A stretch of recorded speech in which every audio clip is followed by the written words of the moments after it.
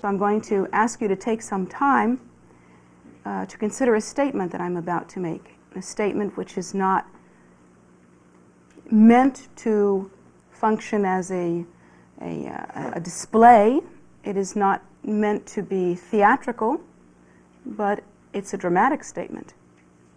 What I would like you to do with that statement is not to react to it emotionally, even if it is theatrical, even if it is dramatic, even if it pushes your buttons, because that's not what I want from you. What I would like you to do with that statement instead is to think what it means to you. Within the context of your life, what does it actually mean to you? Okay, here is the statement, and I'll explain what I mean by this statement shortly, but this is what I want you to understand, and this is the basis of the teaching. So, again, it is consistent with the teaching and part of the teaching. And the statement that I want to make to you as a kickoff is that you are completely alone. You are absolutely and completely alone. Now, please take some time to consider the meaning of that statement.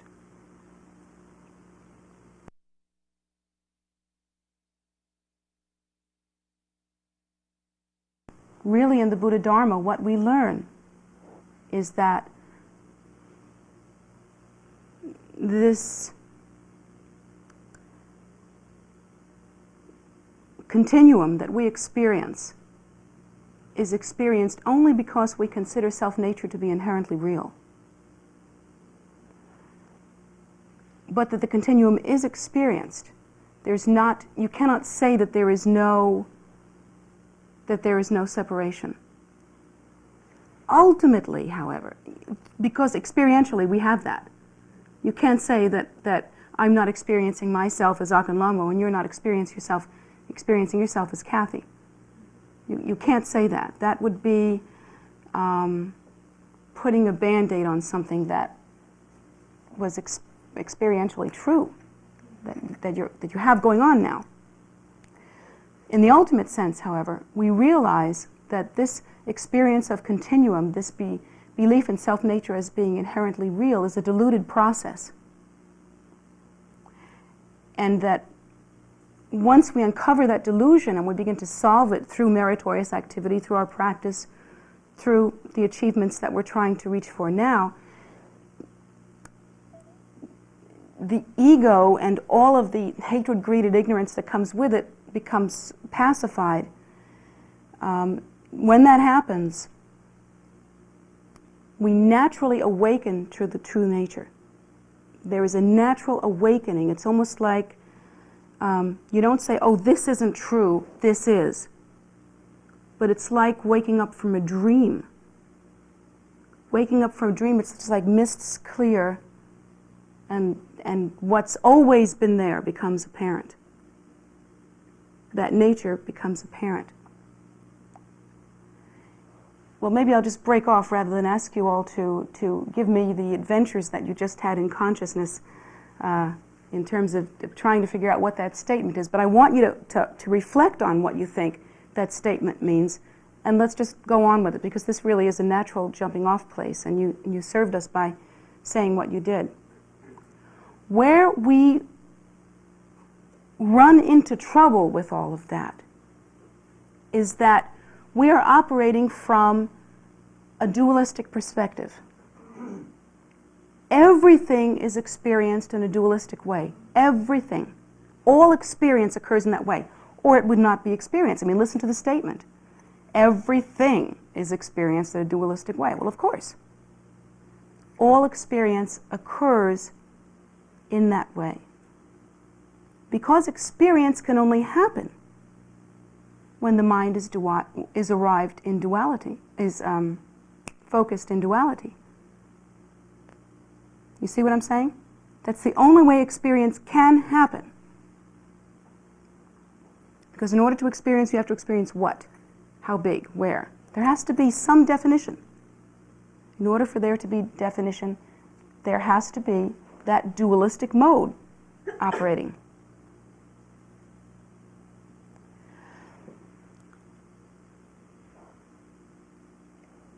So, Let's see if I can think of how to put this just right.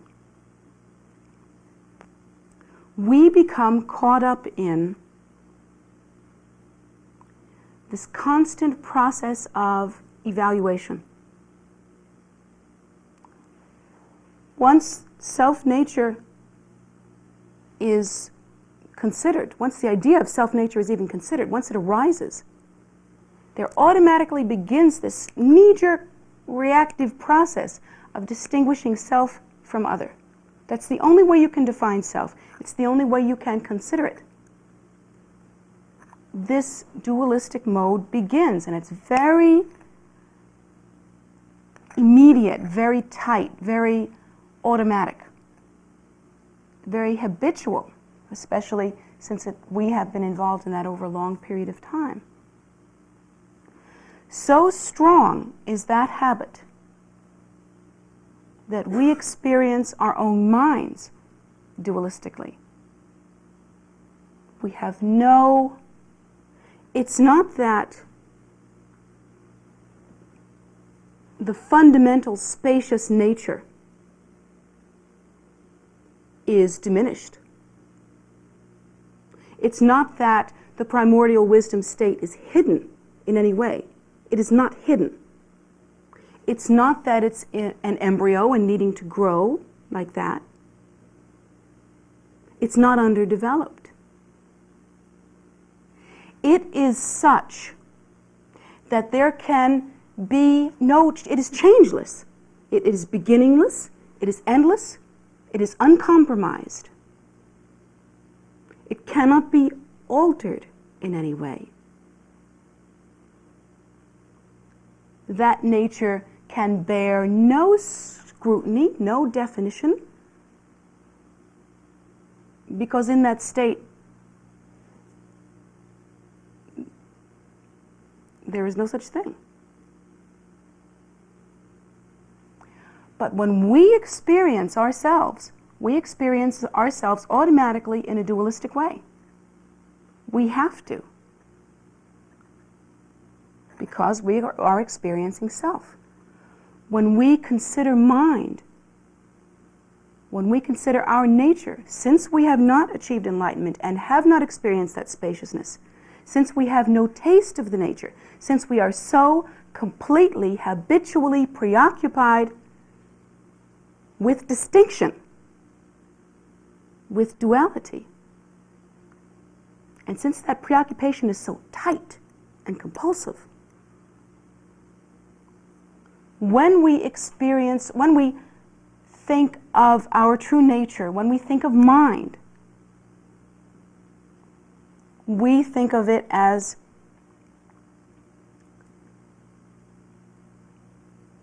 being some kind of externalized phenomena, the same as all other externalized phenomena that we have understood. We must think of it in that way, because that's the only way we can think. So mind itself becomes something externalized. Anything that we identify with as our nature, if it's an intellectual process, becomes externalized. The idea of spaciousness becomes externalized. Space gets to be out there somehow. We don't understand spaciousness because as our natural state, because we cannot experience our natural state. You see what I'm saying? We cannot experience our natural state. So spaciousness becomes an externalized thing. We aren't spacious. It becomes an externalized thing. When I say to you, our nature is very spacious, you're thinking of space out there. You don't know how not to do that until you have the experience of spaciousness. So mind to us becomes externalized to the degree that we even perform habitually. Perform is the key word there. In such subtle ways that even the most gossamer thin, subtle processes that occur are externalized also. We have no understanding, of anything that is like an awakening where one realizes the nature. We've been learning recently, beginning to scratch the surface of a certain grouping of teachings, and the subject really that we're scratching the surface of is to consider the mind as the true object of refuge, or the nature, the mind nature, the nature that is our nature, as the supreme object of refuge, the Buddha nature that is our nature, as the supreme object of refuge. But now we find, if we examine our minds by using a key question like, or a key statement like, we are completely alone, we find that we even externalize the goal. That the goal has become externalized, that the idea of mind has become externalized, that the idea of spaciousness has become externalized, that the idea of primordial wisdom has become externalized. We can't even think of primordial wisdom, which is our nature, without thinking of it as a substance, like milk or something that you could like get more of, or that you have to have some.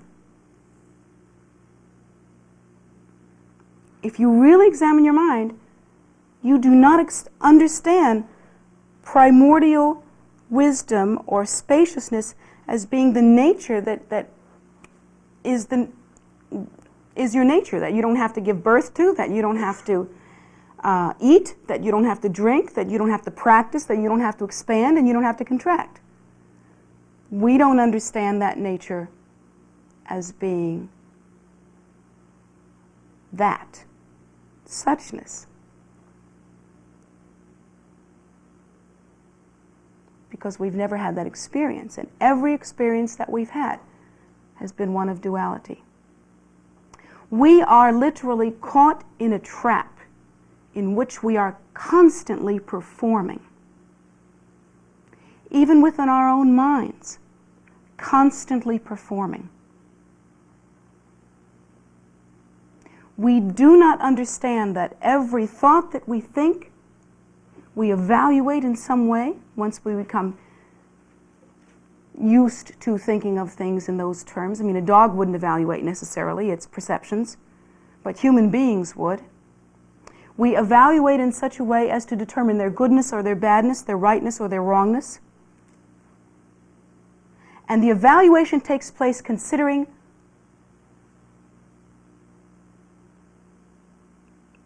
things in such a dualistic way that, for instance, if what we're thinking is wrong, then there is something else that is right, and it's probably out there somewhere, and we have to get it or be it somehow. We play against ourselves. You said yourself, the statement, "You are all alone," means to you that you are ultimately responsible. But what that also means is that there is no one with a counter or a checkbook that's checking off your merits and demerits. Yet we are constantly discriminating in that way as though there were. We are constantly checking our own book. When you sit down to practice, what is your goal? Is it to awaken? Never! Not once! Your goal is to have a good practice. Who's watching?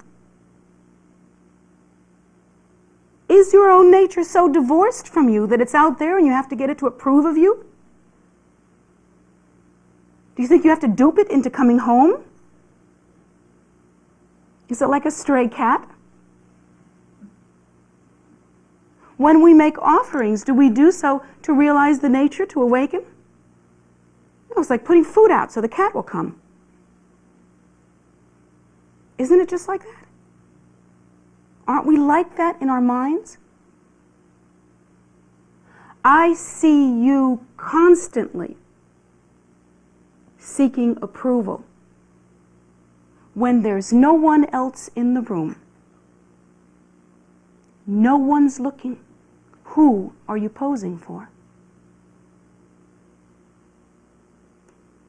What can you be thinking? What is the goal? What do you want? Do you want, what is the result? What can you have by seeking approval? What is the best case scenario? Think it through. The best case scenario is that you know everyone in the world's not going to approve of you. You must have known that when you put on robes. You must have known that when you picked up a mala. You must have known that when you've made most of the choices that you've made. So the best case scenario is that some people will approve of you all the time. Have you ever had a person approve of everything that you've done all the time? Who has had that? Please, I would like to meet that person. There has never been such a person. And there never will be, and you're not so stupid that you don't know that. Isn't that the truth? So the best case scenario is that you can have some approval from some people some of the time until you die. Now, let's examine being in the room all by yourself and seeking approval as you do. Like, for instance, when you're practicing alone. What's the best case scenario there? I mean, think it through. Think it through.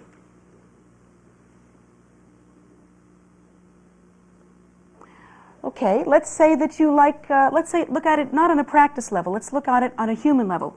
Let's say that there's a certain kind of person that you really want to be and you really like. Let's say you want to be clever. You really like clever people. You like people with answers, smart people. And you really like people that dress a certain way and they act a certain way. So when you're all alone, you think of clever things in your mind, don't you? And you act a certain way in your mind, don't you? And you probably dress for the part, don't you? Think about it.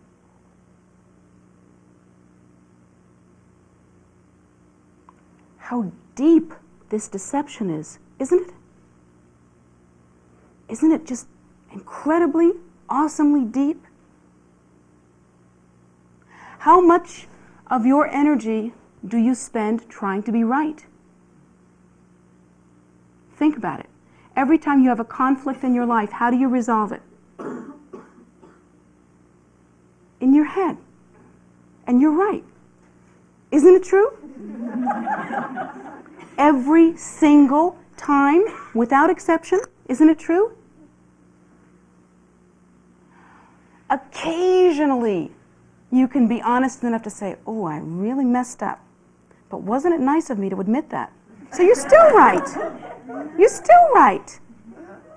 And it's in your head. There's no one listening. When you win those arguments that you lost with the other person in your head,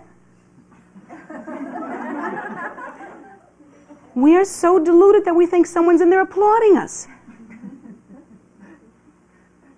Is that crazy or what? Think about it. We're looking at it from a very superficial way and a fun way so that we can really apply it to our lives and really get a picture of it.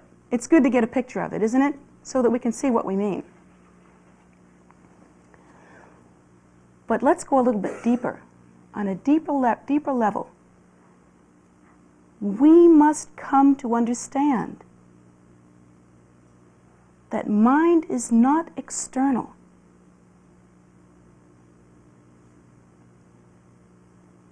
In order to make any real progress. Because the real progress is only made when we become ultimately and completely responsible. Ultimately and completely responsible in such a way that we do not wait to see how the you-know-what hits the fan. Whenever we are involved in life circumstances, we don't wait to see if we've gotten away with it. How many times? Think about it. How many times have we done something and just waited to see if we got away with it? If we pulled it off? Been deceptive in some way? You know? Done something not quite right? And then the moment we wait to see if we got away with it, and if really this is how we are. If the house doesn't fall in on us, if we don't have hailstorms on our head, if we don't have a sign from who I don't know, then we think we got away with it. Right? Isn't it true? How many times have we been deeply involved in some series of events within our lives that we allow ourselves to react strongly to in a secret way,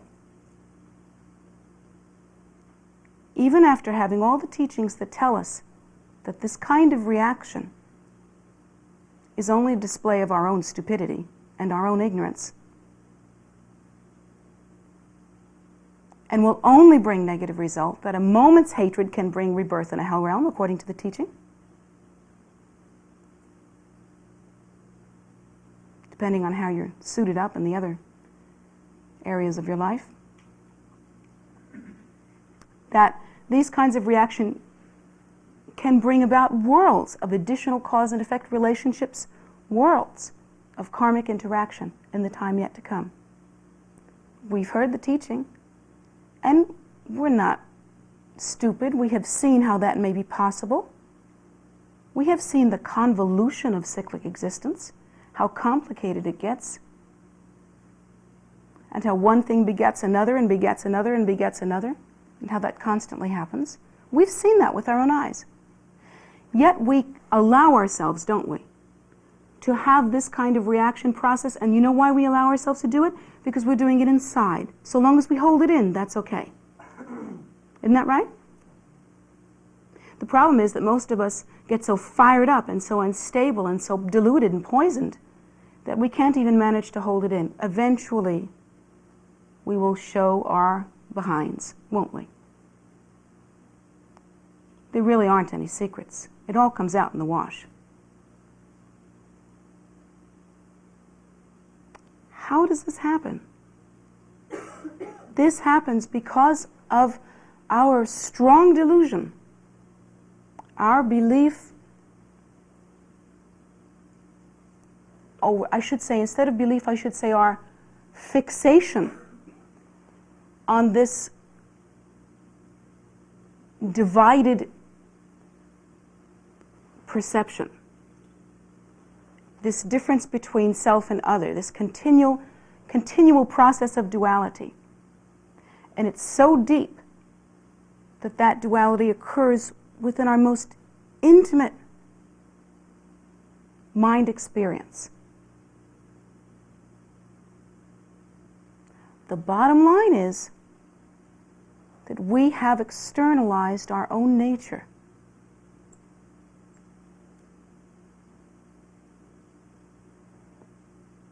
And the bottom line of that is that we find we are crippled,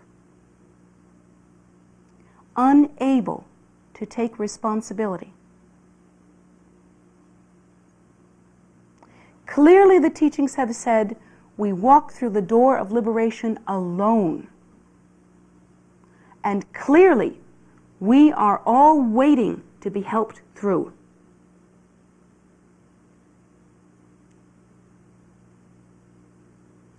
Do we really understand that we have to transfer our consciousness from ignorance to wisdom at the time of our death? Or are we approaching that like a magical formula?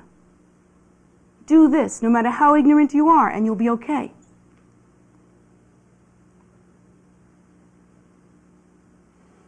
What are we talking about here? Where is our understanding? When we sit down to practice, are we aware that only according to our efforts will we ever awaken? The Buddha taught it himself. When he left this world, he said, I have given you the path, work out your own salvation. Basically, in a nutshell, that's what he said. And what he meant was, there's the road, but you got the feet.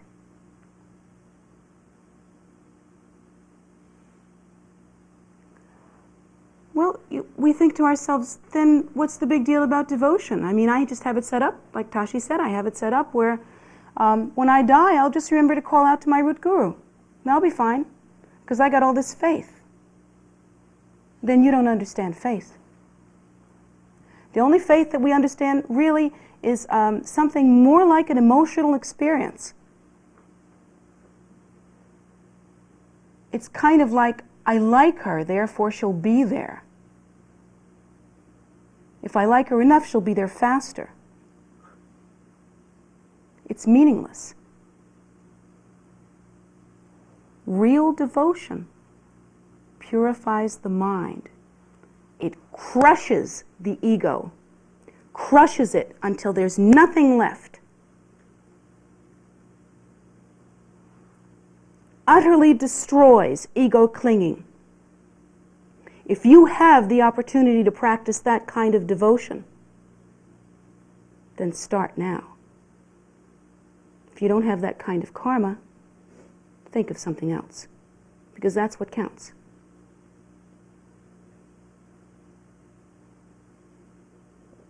But the bottom line is, all of us must purify our minds, or we will continue in the delusion that we are operating under now, and will have no opportunity to awaken to the Buddha nature. But that's not what we're doing. Can you see the difference? We are standing outside of our own experience, manipulating ourselves and externalizing our own minds in the same way that we manipulate all phenomena and externalize all phenomena.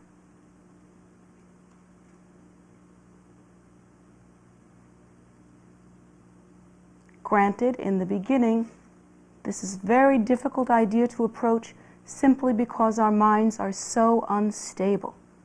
They jump around like frogs. They're just so punchy that any stimulation causes them to completely be off balance and jump around in the most extraordinary way, doing all kinds of acrobatics. But you have the method to stabilize your mind. You have meditation. You have recitation. You have visualization. Is that what you're trying to do with your visualization? Is that what you're trying to do with your meditation? Is that what you're trying to do within the context of your ordinary experience? Do you take every single event as an opportunity to continue your practice of stabilizing the mind? If so, then you wouldn't constantly be seeking approval. You wouldn't constantly be playing games in your head. You wouldn't constantly be trying to be right. You would be a real practitioner.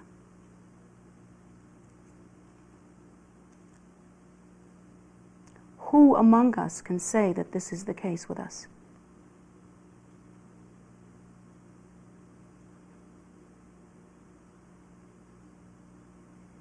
Don't be looking at the other people.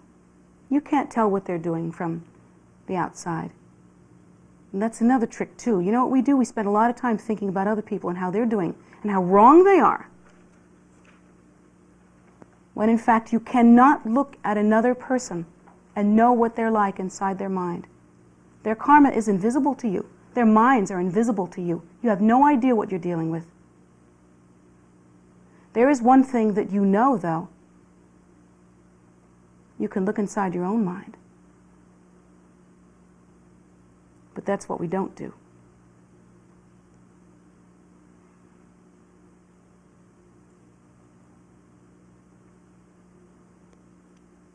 No one will go with you at the time of your death. At that time, you will either recognize something of the nature or you will not. You will either do it through devotion, or you will do it through sadhana practice, or you will do it through some other method that the enlightened one left us. There are no free rides, none. And if you've been wearing those robes, or if you've been practicing your practices without really understanding that this is so, then you've wasted your time. Can you see that? Can you see that that must be true? Yes or no?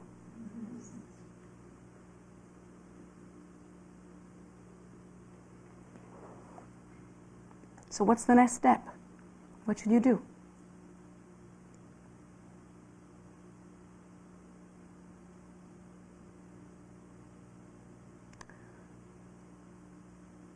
I don't know what it says in the books, but I know that when I come to a place like this, the next step for me is to get myself in hand. To make a firm, no compromise commitment.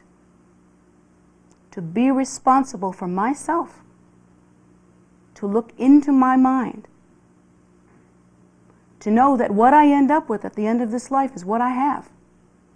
And that will be either the clarity of my mind stream, the ability to perceive the nature, or a lot of rotten karma.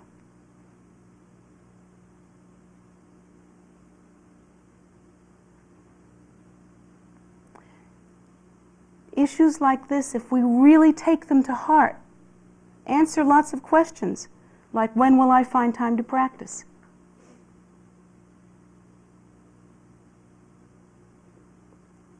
It's like this. If you knew you were going to die in 3 days, and you understood that only you can negotiate in the bardo, that only you can recognize the nature when it comes time to recognize the nature, you think you'd find time for practice? What do you think? You know, some of us wouldn't. You know that? Some of us would spend a lot of time saying goodbye to our relatives.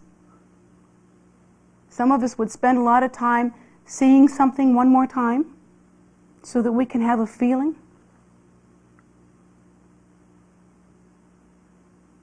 It's that thick.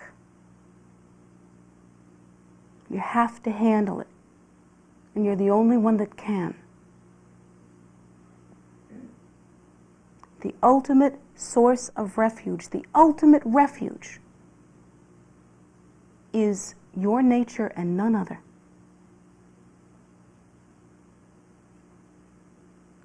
The ultimate method can only be employed by you.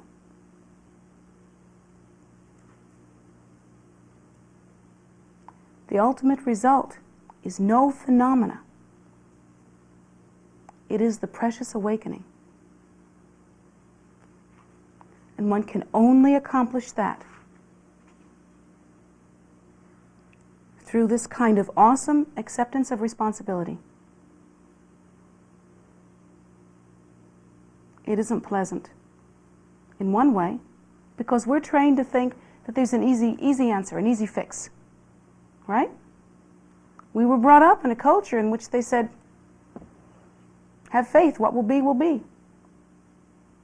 Or, call out for somebody's name and then you'll go to heaven.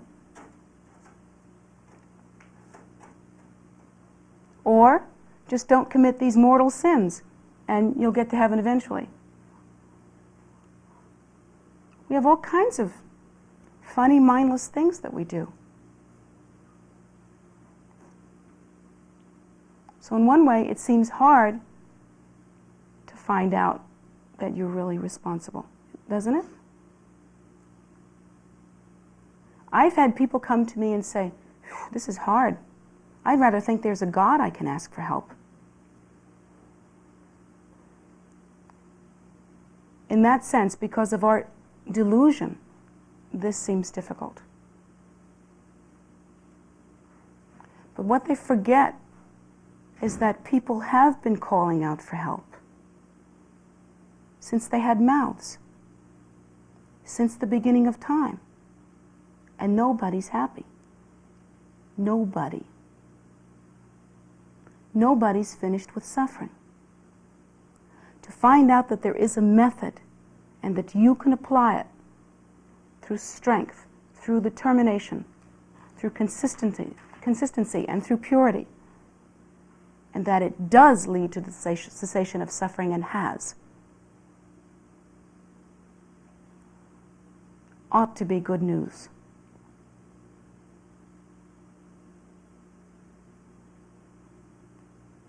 When will you accept that responsibility? When will you be responsible to yourself?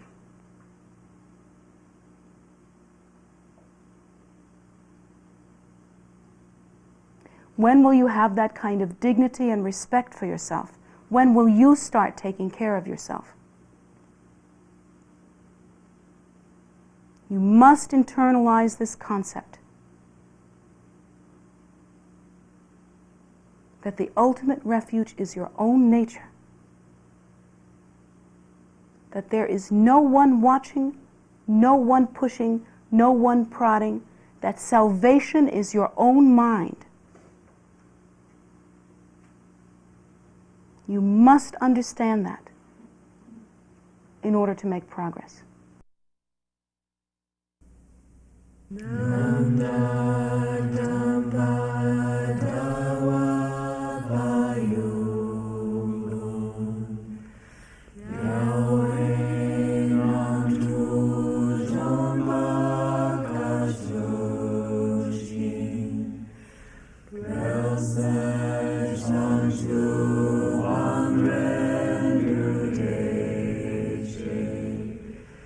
Joy in me is the